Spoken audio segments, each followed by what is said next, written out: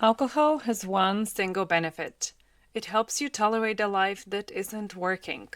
It helps you tolerate a job you hate, a relationship you've outgrown, chronic stress, loneliness, burnout.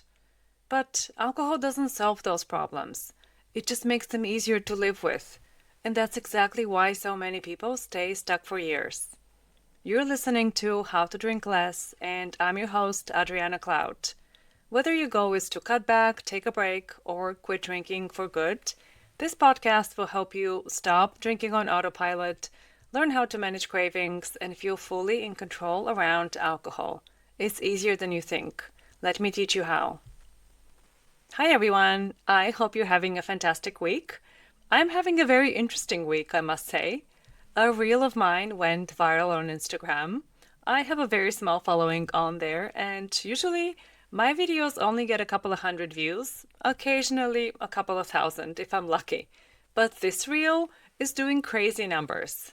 As of right now, it has 90,000 views, and it has doubled my following in the past 4 days.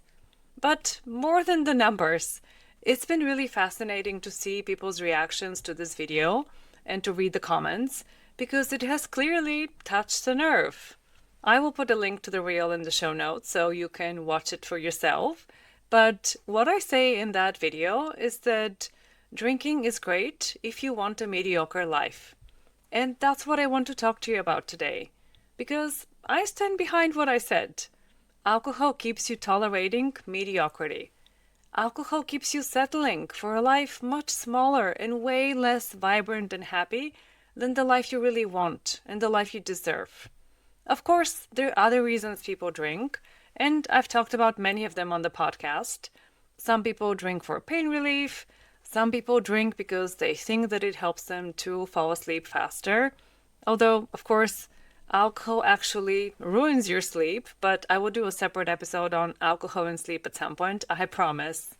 And some people drink to celebrate, to write music, or simply because everyone else around them is drinking. All of that is true. But it's also true that for many of us, alcohol becomes a shortcut to feeling better. It is the quickest way to get some relief from whatever is happening in your life that you do not want to be present for. I used to drink because I wasn't happy in my marriage. I drank for many other reasons too, but this was high up there for a number of years. I felt really lonely for a lot of the time, even though I tried really hard to pretend that this was not the case. I was quite miserable, and so I drank to try to numb that loneliness and to quiet that little voice inside me that was telling me I needed to leave, because I wasn't quite ready to leave. But ultimately, drinking was just helping me to delay the inevitable. I knew that things were not working between me and my ex-husband. I knew my marriage was over, but I was in denial, and I was trying to buy myself time. And that's what alcohol allowed me to do. It allowed me to stay quietly miserable for months, if not years, because it was temporarily dulling the pain of my unhappy marriage and also dulling the fear of what would come next if I finally decided to leave. And, of course, there are less traumatic examples out there. A lot of people drink at the end of a hard day as a way to put behind work stress.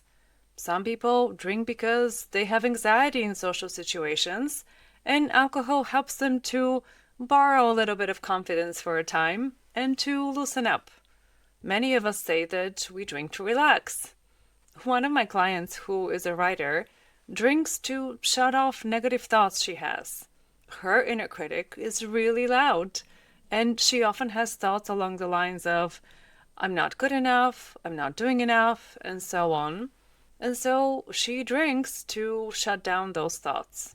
And I get it. In the moment, it seems like alcohol is offering a solution.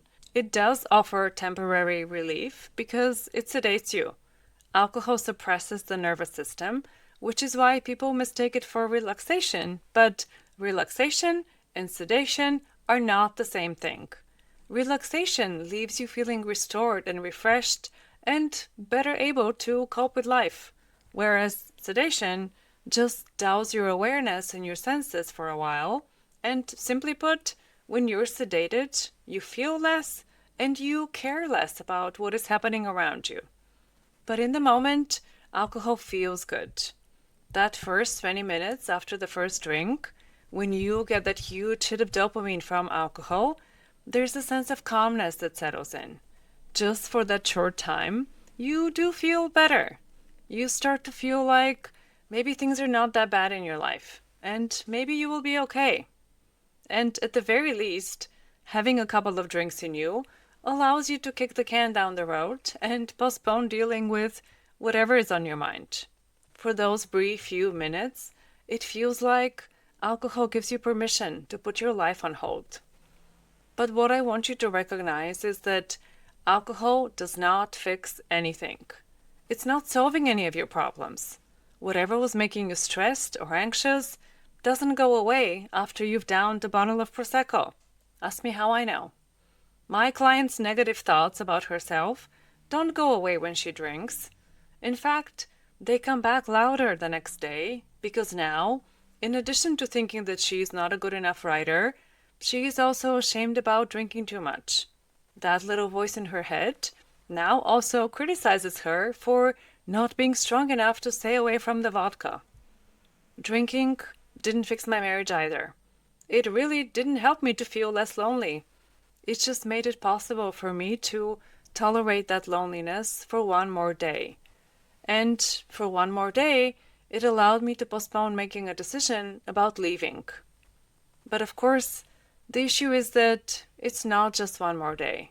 Over time, if you keep drinking to deal with things in your life that are not working, or things that are making you really unhappy, you keep yourself stuck.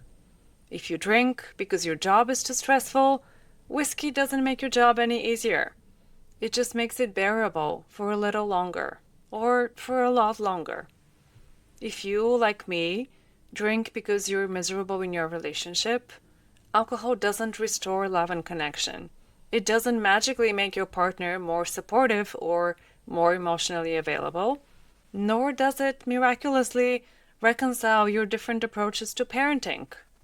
Alcohol just makes it tolerable to stay in the relationship and, by extension, to stay miserable. Drinking means settling. Drinking means choosing mediocrity and the barely good enough. And choosing that not just once, but again and again. Choosing that every time you drink. There's so many other examples here. Drinking allows you to function for a time without having enough sleep. It makes having sex seem easier, whether it's with a date that you're not really attracted to, or with your long-term partner, when you're not really in the mood, but you feel like you owe them sex. It makes it possible to hang out with friends or colleagues whose company you don't really enjoy all that much. And some people will say, what's wrong with that? A number of people commented on my reel to say that what I'm describing are amazing benefits of alcohol that we should be grateful for. And if that's you, I will not try to convince you otherwise. We all have our coping mechanisms, and if right now alcohol is your coping mechanism and you don't want change or you're not ready for change, I get it. That's great. You do you. You know yourself best. You know your life. You know what's working for you. You know what you're capable of right now. But if my words have struck a chord and you know I'm right that alcohol is allowing you to settle for less than you want, this is for you. I want you to be honest with yourself about what alcohol is helping you to tolerate. Maybe it is a job. Maybe it's a relationship. Maybe it's clutter or burnout or financial debt or people-pleasing tendencies or never making time for your hobbies because you always put other people's needs first. Another way to approach this question is to ask yourself, what do you wish were different in your life? If you could wave a magic wand, what would you want more of? What would you want less of? Just allow yourself to explore, because I bet you already have the answer to these questions. You already know if there is something in your life that needs attention. You already know what's not working and what you wish were different. Tell yourself the truth about it. And then ask yourself, if drinking is helping you to tolerate the status quo. And, of course, we do not have a magic wand, I'm sorry to say. Even if you realize that alcohol has been helping you to stay in a job you hate, quitting drinking doesn't magically solve the job problem. Even if you never have another drink after today, you still need to actually do the work to find a job that you are more excited about. If you've been drinking because you feel like you don't really fit in with your friend group anymore, and alcohol has been a way to manufacture temporary connection and fake bonding, sobriety won't make your friendships thrive all of a sudden. But hear me when I say this. The more you drink, the less you do. The more you numb stress, loneliness, disappointment, frustration, the less motivated you are to disturb the status quo. Because sedated people don't make changes. Keeping yourself buzzed and zoned out every night with a few drinks is not a recipe for getting your shit together. Again, ask me how I know. Because real change requires clarity, first of all, and I don't need to tell you that if alcohol steals anything from you, it definitely steals clarity. And alcohol also impairs your cognitive function, it messes with your problem-solving skills, and simply put, you're not doing your best thinking if you drink regularly. Alcohol also depletes your energy, and it erodes your emotional resilience, which you definitely need if you're trying to make real changes in your life. On a very basic level, if you're hungover more often than not, you're not going to feel super motivated to have difficult conversations or to make important decisions and follow through on those decisions. And not only is drinking not solving your problems, not only is alcohol making you less capable of dealing with your problems, but the more you rely on alcohol to tolerate your life, the more dependent you become on alcohol. And over time, guess what? You're just creating another problem in your life, the drinking problem. Let this episode be a wake-up call. Be honest with yourself about where you're settling in your life and where you're actually miserable. Human beings have an extraordinary capacity for adaptation, and we can get used to just about anything. Sometimes we get used to feeling miserable, to the point that we accept it and we even get comfortable with it. That's what alcohol allows you to do, to get comfortable with feeling miserable because it's a familiar kind of miserable. But think about how sad that is. Think about how much better your life could be, how much happier and healthier and more fulfilled you could be if you actually went after the things that you really want. What could your life look like if you stopped settling? If right now, today, you decided that you're done tolerating what you don't want, what would you start doing differently? And please don't fool yourself into thinking that you will deal with your drinking problem just as soon as you sort out these other things in your life. That's what I used to tell myself. Just as soon as things settle down after my separation, then I'd get my drinking under control. Just as soon as I found a new job, just as soon as I do that, I would quit drinking for real. Just as soon as I lost some weight and started running, I would finally look at my drinking too. I had all the excuses for what had to change in my life first, before I was ready to look at my drinking habit. But take it from me. Sort out your drinking first, and everything else becomes so much easier. The sooner you break your dependence on alcohol, the easier it will be to do everything else. Getting sober is the quickest way to uplevel every single area of your life. And don't just take my word for it. I want to read you some of the comments that people left on my reel. So this is from my friend Maddie Cook, who is a 7-figure marketing coach. She wrote, "This just blew my brain up. Adriana has nailed it. I will be 7 years sober in a few weeks, and my life is anything but mediocre."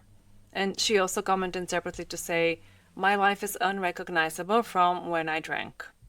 Someone else commented, "Getting sober made me realize how much I was tolerating things that actually sucked."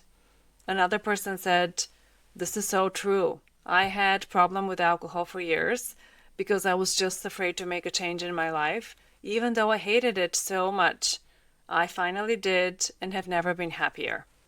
Someone else wrote, "So damn true. I'm 1 year sober and my life completely changed in the best way possible." Another one wrote, This was me 100%. 6 years sober, and I don't tolerate shit anymore. My life is not perfect, but it's exactly where I want it to be right now. Another one wrote, so spot on. I'm coming up on 4 years of sobriety and have accomplished so many things I know for sure I wouldn't have done if I was still boozing. And there are many others, many other comments like that, but I will read you just one last one. Before I got sober 7 years ago, I worked really hard for a low quality of life. I don't have to live like that anymore. And you don't have to live like that either, my friend. You don't have to work really hard to tolerate a low quality life. You deserve better, and I can help you. Book a free consultation via the link in the show notes, and let's talk about your goals and what's keeping you stuck. Today could be the day you decide you're done settling for mediocrity and you finally start building the big, beautiful life you want. And I'd love to be your guide on that journey. Get yourself on my calendar, book your appointment, and let's do this. You know you're ready. I hope you have a great week, my friends, and I'll talk to you soon. Thanks for listening. If you're looking for practical advice for how to say no to alcohol and say yes to yourself, you will want to get on my email list. Sign up to receive my free guide with 7 steps to kickstart your sobriety. The link is in the show notes, so go and grab it now, and I'll see you in your inbox.